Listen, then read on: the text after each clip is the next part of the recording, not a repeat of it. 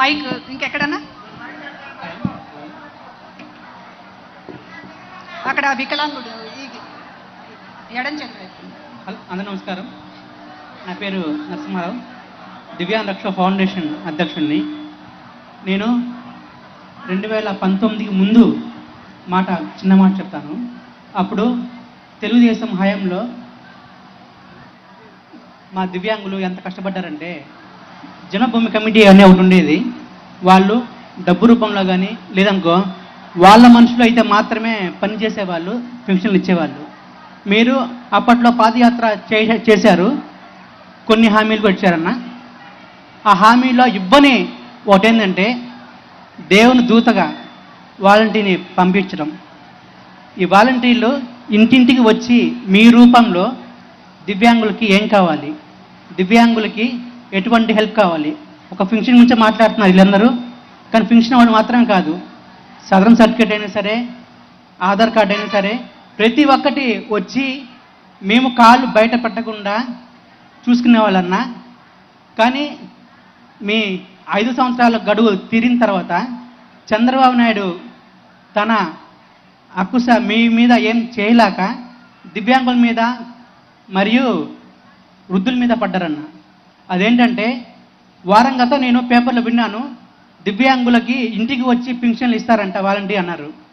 తర్వాత 2వ తారీఖు 3 చూస్తే మళ్ళీ ఇవ్వనన్నారు. అదేందని చూస్తే చంద్రబాబు నాయుడు కొందరితోటి మళ్ళీ పిటిషన్ వేయించి పింఛన్ అయితే ఉందో అక్కడికే వెళ్ళాలి, ఈ వాలంటీర్స్ అయితే ఉన్నారో మీ దూతగా వెళ్ళి ఎలక్షన్ క్యాంపింగ్ చేస్తున్నారు కాబట్టి ఇది ఆపించేయమని పిటిషన్ వేశారంట.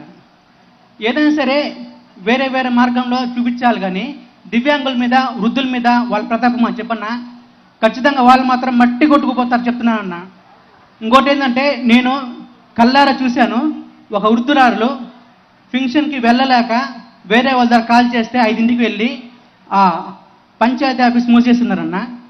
ఎందుకు మూసేశారని అడిగితే పొద్దున 10ంటికి రమ్మన్నారు. వృద్ధురాలు 70 ఏళ్ళు 80 ఏళ్ళు ఉంటుంది.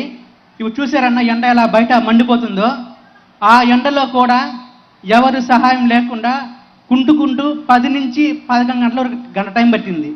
ఆ గంటలో వెళ్ళి కూర్చొని పైన చెట్టు లేదు, కూర్చోవడానికి ఎటువంటి అడుగో లేదు, ఎండలో 11:30 వరకు కూర్చొని పింఛన్ అందుకోకుండానే పడిపోతే మేము వెళ్ళి సంఘం తరపున వెళ్ళి ఆటోలో హాస్పిటల్ చూపించాము. డీహైడ్రేట్ వల్ల ఆమె పడిపోయిందని చెప్పి విన్నారు. ఈ కారణం ఎవరు అని చెప్పన్నా, జగన్మోహన్ రెడ్డి గారా, చంద్రబాబు నాయుడు గారా? మీరందరూ గమనించాలి ఒకసారి. ఎవరు ఎన్ని కుతంత్రాలు పడినా సరే మనం మాత్రం మళ్ళీ జగన్మోహన్ రెడ్డి గారిని అన్నని గెలిపించుకోవాలి. ఖచ్చితంగా వాలంటీర్ వ్యవస్థ మళ్ళీ రావాలి. రావాలొద్దా? జై జగన్, జై జగన్. కనుకన్నా మళ్ళీ చెప్తున్నాను, మళ్ళీ మీ వ్యవస్థ వస్తుంది. మీరు వచ్చిన తర్వాత మీ దూతగా వాలంటీర్ని మళ్ళీ పంపించండి అన్న. మేము మాత్రం మీకే అండగా ఉంటాము. నెక్స్ట్ సీఎం కానే కాదు, వాలంటీర్ పంపిస్తే మాత్రం రాబోయే 10 సంవత్సరాలన్నా 20 సంవత్సరాలన్నా మీరే సీఎం అన్నా ఉంటాము. చంద్రబాబు థ్యాంక్ యూ, బాగా మాట్లాడు.